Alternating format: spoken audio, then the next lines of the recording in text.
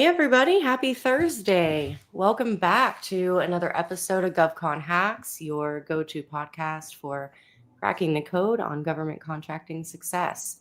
I'm Ashley Dole. I'm joined by my co-host Natasha Velez, and we're super excited to have a special guest from Carroll International. Carroll International is a HUBZone-certified SDVOSB that's making waves as a prime contractor in the federal space for quite some time now. So before we jump in, I do want to get a couple of announcements out of the way. So don't forget, Natasha's free pricing training is coming up. That's happening soon, right? Yeah, that's going to be on the 7th and on the 14th. So don't miss it. So 2 parts, part 1 on the 7th, part 2 on the 14th, 6 p.m. Eastern, and on Facebook, right? In the Facebook group. We will share the link in our YouTube channel. Okay. The first course is going to be on services. The second course is going to be on products. We are going to discuss indirect rates. We're going to discuss gross profit margins that are acceptable in the eyes of the government and talk about how to get there. And of course, I will share my infamous pricing template with all the formulas that are already embedded in the Excel sheet so that you can create pricing for labor categories, your basis estimates, your indirect rates, and so on and so forth. Awesome. So jump on that opportunity. If you're struggling with proposal pricing, you want to maximize your profit margins without doubling your supplier's price, then this will be the training for you.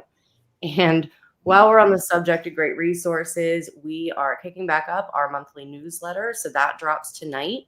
If you're not yet subscribed, please go to govconhacks.com and do so. It's completely free. And trust me, you'll want this in your inbox. We have upcoming events, rule changes, special offers for our community members. So make sure that you get on there before 8 p.m. tonight.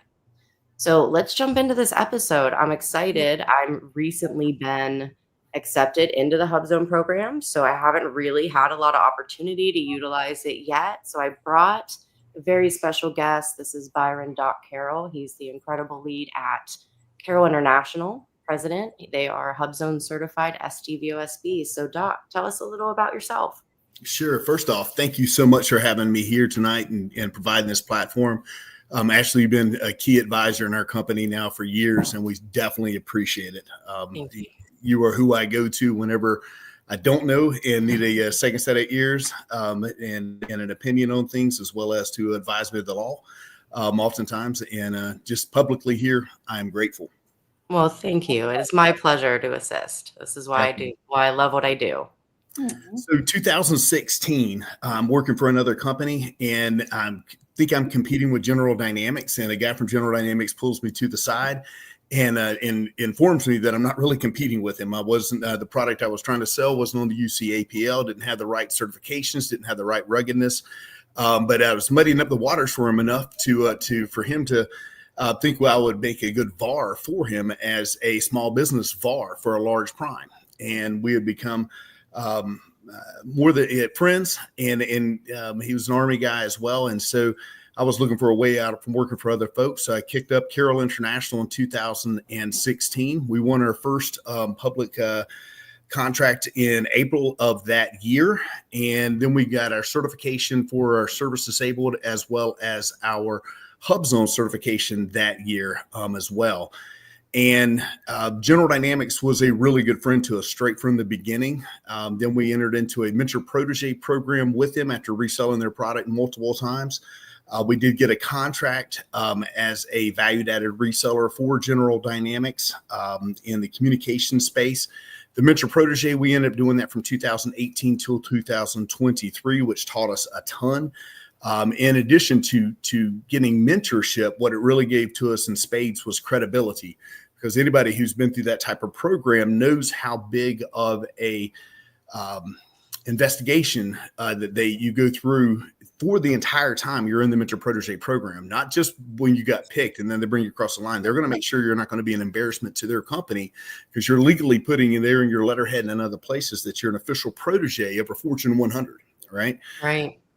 Offers a lot of credibility. To date, we've done about 140 prime contracts. For the most part, we've stayed in the IT and communications world, but we're venture out. What we really think that we're specialists in isn't it in a product group, but more in a customer group. We love doing business with the U.S. federal government. Our big stick that we go out and our value add is we are an outsourced sales organization for manufacturing companies that are making their widget that want to go into the federal space, but they don't want to deal with the complexity. They don't want to deal with the having to write the proposals, bird dogging the deals, having to sign a 50-page contract every time they make a sale, the legalese of it, having to learn how to build the federal government, all those things. So we're an outsourced sales organizations for companies that are wanting to sell into federal governments, not into just the United States federal government, but also into multiple of our allies as well. We're currently expanding into Ukraine. It's our most recent venture that we're working on right now. And got a telecommunications installation going on as we speak, and then multiple contract deliveries. So I think that kind of brings you up to speed on what we do. Yeah, you've done a lot, a lot.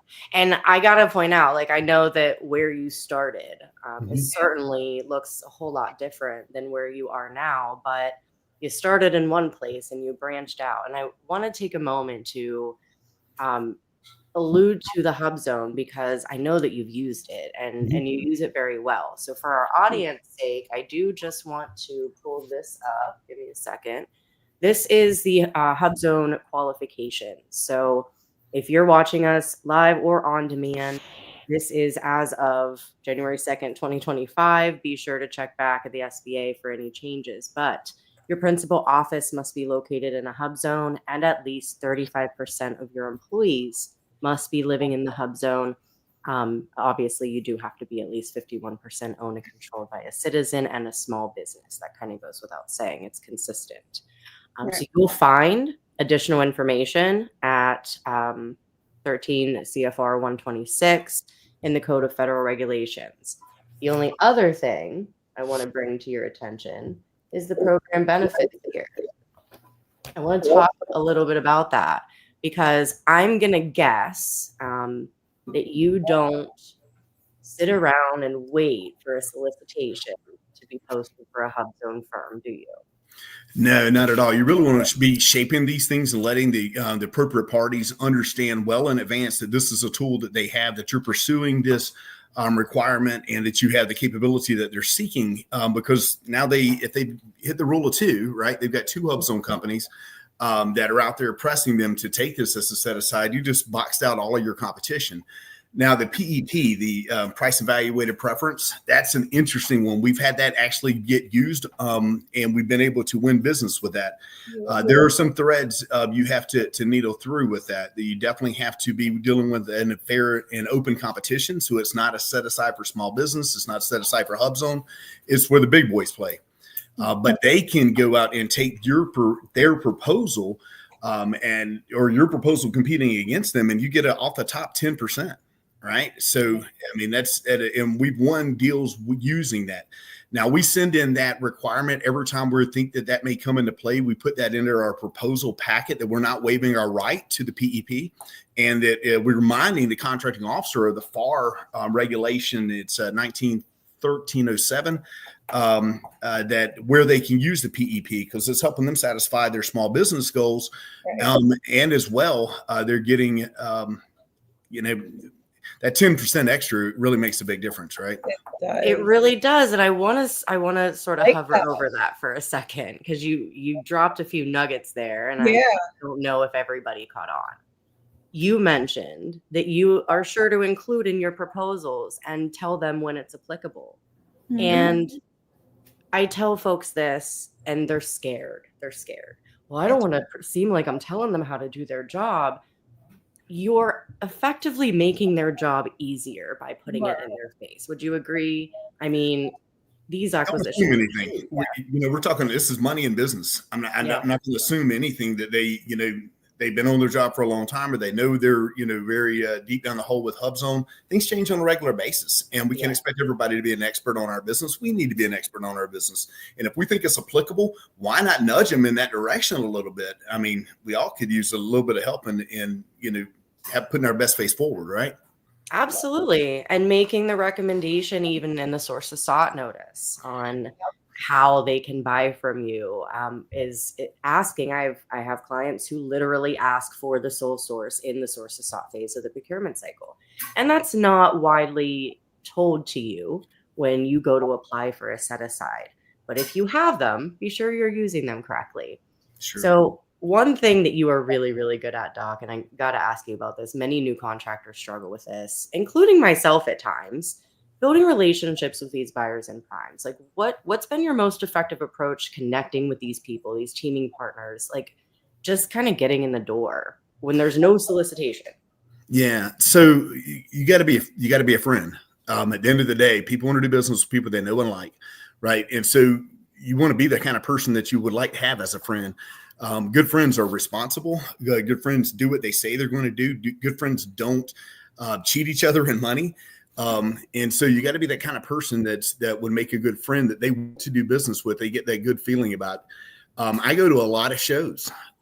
Usually going to about 2 shows a month because you're not going to meet these people. They're not coming by our office, right? Yeah. I've got to go to where they're at. And then I need to go to the after hours and, be public there and meet people and show them respect and truly see what I can do to help them. At the end of the day, if I help enough people get what they want, I'll get what I want. And that's, really going into it with that attitude of servitude and just saying, what can I do to make this day of this individual, whether or not they can help me out at the particular time, because people bounce in different jobs and they migrate through the federal landscape. And just to make as many friends out there to build up your referral network, you want to get what I call top of mind awareness with these individuals, especially the large, for a small business. And if you're in the VAR world, or anything close to that, the best person you can know is a large business federal sales rep, right? Because they're going to get their deal all the way down into the, into the red zone and think they're getting ready to close it. And that contracting officer is going to say, well, I'd love to buy this through a small, right? And they're going to, who do I know? Who do I can send this through? Who's not greedy, who's going to be responsible, who's going to not get funny with the money. And I can take this opportunity and bring it over to them. And that's kind of, one of our secrets is, be the kind of person you're friends with. Love that. Awesome. Thank you. I mean, and I'm beating it to death, how important relationships are. These people are probably tired of hearing it, but I'm glad that, you have kind of carved out this sort of strategy that works for you, and what works for you may or may not be what works for another industry. I'm assisting a client in the medical space, and it's not staffing, but they're medical professionals. They're PhDs and MDs. And the strategies that work in all other cases in non-civilian agencies are not working with DoD. DoD is a little bit of a harder move, right? So especially it also, I guess what I'm saying is it depends on who your targeted customers are and your industry. And speaking their language is important. Like, would you feel comfortable, Doc, going into a room and selling a widget if you know nothing about it? Nah, you got to be passionate about this stuff. And I mean, you have to know something about it, right? Yeah, you got to. One of our things we've done from the very beginning is we try to get the best tools in the hands of the warfighter. Right now, every cell that we make isn't the next level body armor or the next level thing that's going to save a life or make our warriors more lethal. Sometimes you do the deals and pay the bills, right? And still, at the end of the day, we're trying to look for that best product to represent out there that's going to improve our brand, and then take the other brands that we're representing and that we're going into opportunities with, and seeing if we can't have the best products out there. And sometimes the federal government, sometimes they don't always buy the best product, right? So lowest price technically acceptable. Yay. Yeah. Sometimes they give them what they asked for, right? Yeah. Now, how do you sort of vet your partners? When they do have a new product and they're like, Doc, I really want help selling this to the government, or how do you sort of pick and choose which ones you represent, and which ones they be your friend? Yeah, they want to be your friend too. Well, I tell you, a good friend tells their friends the truth. Okay. And so I'll tell you the one that's the most frustrating. The government really doesn't, as much as they want to talk about innovation, as much as they want to talk about, we want to move at the speed of business, which, if you're catching that they don't, right? They move at the speed of government. But they don't like new. And so the first kind of thing is the government currently buying it now from somebody else, and they're currently buying something very similar. Is this something we're going to go out there and have to create a river of business, or is there a river of business that we can divert through and capture our share? Is the product got the certifications that it needs? Or when I say something like UCAPL, they have no idea what I'm talking about, regulation standards, and do they know what their product needs to have to be able to play in this space? Mm-hmm. Because they can get some free consulting for me really quick, and I can ask them a few questions, and if they looking at me and have no idea what I'm talking about because I'm using acronyms that if they're going to really play in this space, they ought to know what they mean, right? And so I just look and say, I'm going to give you some free consulting.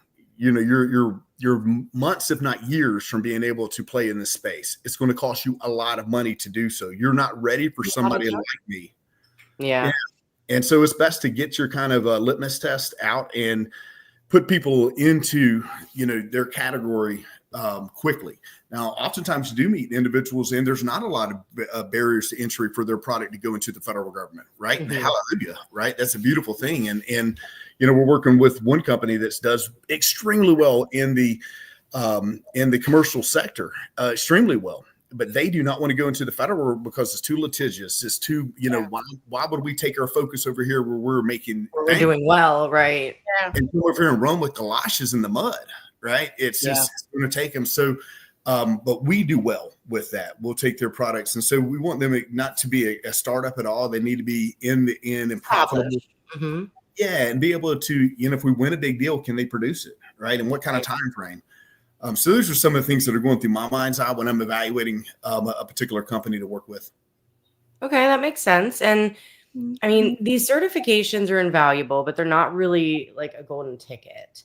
I mean, for example, I've helped clients get small business contracts or not set aside contracts, more or less written for them with, a service idea that they had. But what's the biggest misconception in your opinion, Doc, about either like the HUBZone program, or what would you say to someone that's on the fence about going for it? Yeah, sure. I got a few things I'd say to them. One, HUBZone or service disabled woman owner or 8A, that is not a capability. Okay. Right. That is that is something that your company has earned to be able to give you tools. Large businesses have tools that we don't. These are tools that we have that they don't, but it is not a capability. You need to be offering value in some way, shape, or form to be able to mitigate something they don't like doing, they can't do, or that you can do better. All right. So that's the first thing I would say. The second thing is when I hear somebody has gotten a certification, I automatically move them from one place in credibility to a higher level in credibility because I know about the scrutiny that the federal government goes about to put people on their trail to watch out folks that are not squared away. Okay. Or they're going to be squared away next year, or they're going to whatever. So if they've got these certifications, and I know how hard it is to get it, they've got the certifications. Now, if they've got the certifications and they've won contracts and they're doing business and they're profitable, now they're even moving up that line of credibility for me. But don't go in there and think. I probably get 2 emails a week from somebody going, "Hey, we've got this new certification. Feel free to use it and send us opportunities because of that."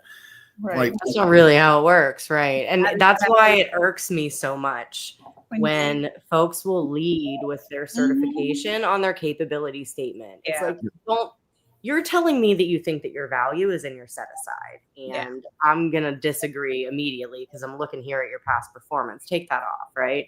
So that is also a big thorn in my side as well. But HUBZone, it has a lot of maintenance, and you have a big team.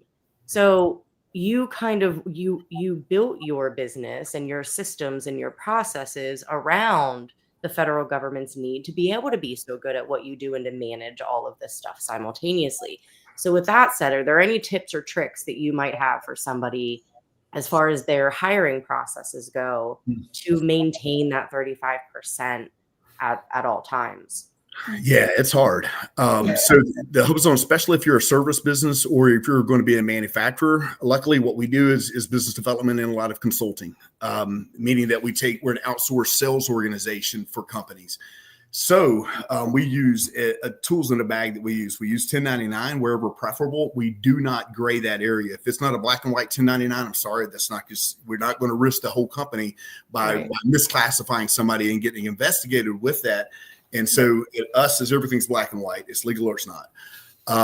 And we don't skirt around that rule. Second is, they're going to find out every employee that you have, and you're going to have to document this on an Excel spreadsheet, tell exactly where they live. You're going to have to go through the scrutiny of this stuff. And so don't do it if don't waste your time. It takes, I would say, easily 100 hours, this finger in the wind kind of math on this thing to put in your bid for it. They will not give it to you if you don't have your right percentages. It's no, so you can go in there and look at the HUBZone map. I think it got updated last year in 2023. It's going to stay the way until 2028. Yeah. And I was just going to say it just changed from 26 to 28. Good to. Yes, ma'am. So that's you can, before you even go through the program, go ahead and find out and then think about your strategic goals and what you're planning on doing down the road. Because if you're going to go through a hiring up, you can go up to your community college. There's different tools in every county that you can start looking at the local workforce that are there and trying to find out and letting people know, hey, I'm really looking for federal experienced individuals, people that know about the federal system, because it's as we all know here. Learning curve, yeah. Yeah. And then on interviews, I started asking them an acronym question. Do you know what an IDIQ is? Do you know what SAM is? And just very basic things. And if they're shooting me the breeze and telling me, oh yeah, I've got all this stuff, and they can't answer some of these basic questions into it, that's one of the ways I kind of vet out individuals that are in the interview process, because people say a lot of things and fake it till they make it, but you don't know what an IDIQ is, you're not going to be able to tell me in an interview. And so it's kind of now I did have one of my key team people, one of the people I lean on the most, man, she's my right-hand person, Jordan. We were in the interview and found out she had got her undergrad in national defense. No kidding. Right? I didn't know that. Yeah, she just finished up her master's. Wow. And anyway, and so anyway, it's amazing. Some things you learn in an interview process, but there's folks out there that are in your HUBZone that are looking for you to work and to do a good job for you. Veterans are always somebody that at least has a good bit of experience. The DOD, has got the biggest budget in our U.S. federal government. And so knowing the DOD and frankly, knowing some of the fraternal, and that's probably not the best word nowadays, but you guys know what I mean. Two veterans can come up into it and they've got something already in common, just like if you went to the same college or university or live in the same city as somebody else. You got something in common already with them. So when you go to military events like AUSA or any of the big ones that are going with the DOD programs, they'll at least have something to build camaraderie with potential partners or customers right off the bat. So that's always a good place to start in my book. It's a safer bet. And I always give a veteran, at least in the interview, to come and speak with me. Mm-hmm. That's awesome. That definitely is. And getting yourself out there, it's another thing. You're not gonna increase your brand awareness by sitting behind your computer as much as I would love to. It doesn't work that way. The introverted her won't let her. I am. I'm so introverted. You guys all know this. There's been some emphasis around increasing HUBZone participation. The government barely ever meets this goal, and it's kind of frustrating as a HUBZone now, especially to sit and watch. So I'm kind of fortunate in the sense that I kind of started early, so I already have adjusted my sort of hiring processes to prioritize applicants in that area or whatnot. Mm-hmm. But like looking down the pike, when we talk about the goals, I mean, why do you think the governments can't ever meet these HUBZone goals? Like, are there just not enough of us, or is it an industry thing? Like, what's the problem here? I don't understand. I like the second answer to that, what you just said. I don't think there's enough of you. After 2020, I feel like a good portion of people that had HUBZone, they lost their HUBZone because all of a sudden nobody had a location.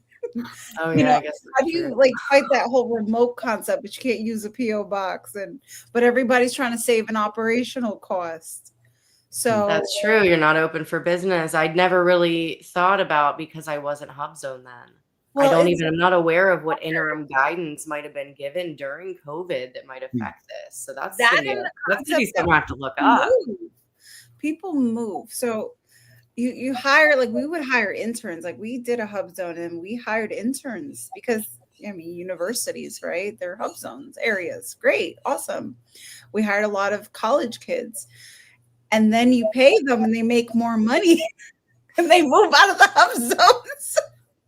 And you're You doing what say, you would do, but it's that constant where you save in getting that certification, and where you have some leverage.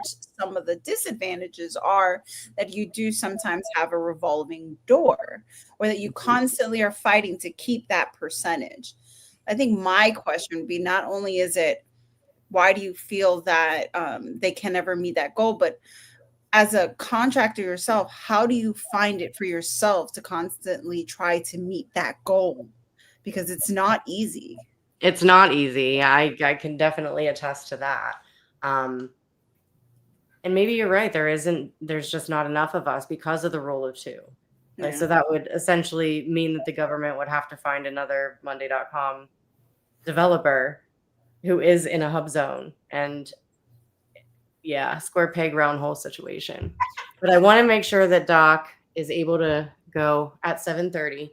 So I do have one last question. Kind of looking back, because you've been doing this a while, and like looking back at your journey, what's like one lesson or piece of advice that pretty much stuck with you and continues to guide your decisions today? Yeah, all this stuff's it's a group of people. At the end of the day, I mean, there's companies that are out there, but at the end of the day, we're talking about a collective group, the people in the DIB, right? And that's everybody's important that's out there. Everybody deserves respect. We all are on this journey at some place in time, for whether somebody's got their first contract or somebody's big tier one company. So no matter where you find people at, show them respect. And if you're able to help somebody, move to the next space in life, help them for sure. Because you just never know where they're going to end up at. They may be able to help you somewhere down the line. And obviously you don't do it to expect something like that. It's just the right thing to do. And at the end of the day, keeping your eye on the big picture of what we're doing, we are supporting the United States government. This is the beacon of light for planet Earth. This is the best hope for our entire world, for the human species to be able to move to the next level. This is the country that eliminated slavery, went to a major civil war, burned a lot of blood to be able to do that. The first country that ever did that. This is the land of the free and the home of the brave. And this is who we get to support, right? It's a sheer honor to be in, with all of its warts, with all of its challenges, with everything that we don't like about the federal government. It is a sheer honor that we get to go in here and support the government that we're able to do. The HUBZone program, in my opinion, is the very best set aside that's out there. HUBZone does not care what body parts you were born with, what sex you are. It doesn't care what race you are. We're going to take jobs, and we're going to take opportunity to where we need jobs and opportunity. That is smart. Yeah, that's what we should be doing. I really believe that we ought to get rid of race-based and sex-based programs and just make it own financial. Just take the jobs where we need to take the jobs to, and quit worrying about other aspects of people's demographics. And are you in an area where there's a lot of poor folks? Let's fix that, right? Yeah. And do what we can about boosting the economy. That's right. So economic development. Yes. Oh. Yeah. So keep your eye on the big picture. Take care of the podcast.